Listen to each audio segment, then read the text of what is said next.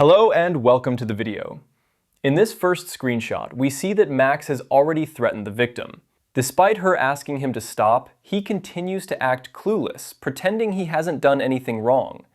In response, the victim shows a DM from Max, which at first glance seems like a rant.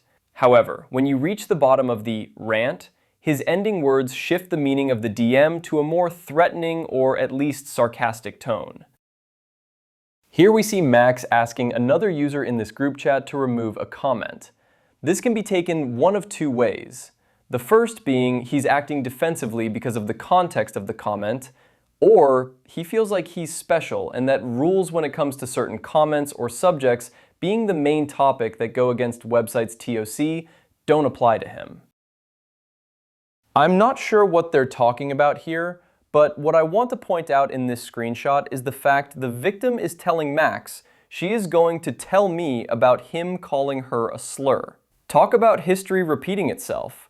Tynan Laird, the other pedophile who was caught in a screenshot calling the victim a slur too, will no doubt be kissing Max's ass, trying to tell him to keep calm and that she will deal with it. Like always, right, Laird? This is a red flag right from the start. At the same time, it shows that Max is fully aware of what he's saying and doing to cause harm and stress when faced with claims about his behavior around others. Also, this seems like a movie quote, but I wouldn't mark it as one due to him adding /gen at the end of it. Plus, making excuses up for said behavior is something that Tynan Laird would do as well when she gets called out. Then we get to this one.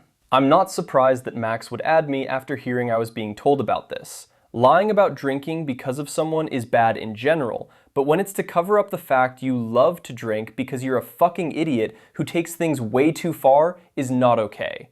And it's also slander. Again, something Max can be arrested for too.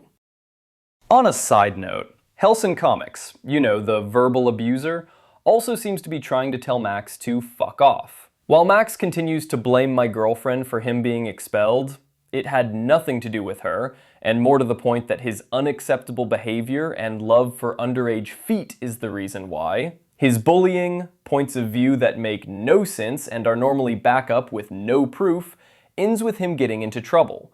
And when he can't get what he wants, nobody wants to listen to his excuses anymore, it's clear he wants to pass the blame onto people who ignore him because of the harm he causes. One more thing. I knew he was going out with Brendix.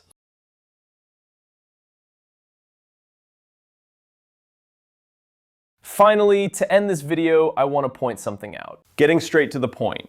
No, the Hulk does not have dissociative identity disorder. Not in any clinically meaningful or accurate way. And Max knows this.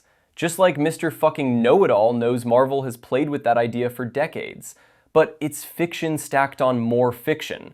The Hulk's transformations are caused by gamma radiation and comic book biology, not a real-world psychological disorder. Writers sometimes borrow the aesthetic of multiple identities because it creates drama, but it's not DID.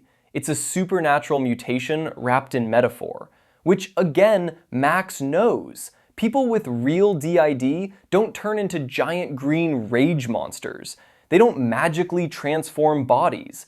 They don't follow Marvel physics. And they certainly aren't portrayed with any consistency in comics to even line up with DID criteria. Which, guess what? Yes, Max knows this, but refuses to fucking accept these facts. So for now, it's goodbye. And I hope you all have a Merry Christmas and a Happy New Year if we don't catch up in another video. Stay safe, block Laird and Max, and always be honest. See ya.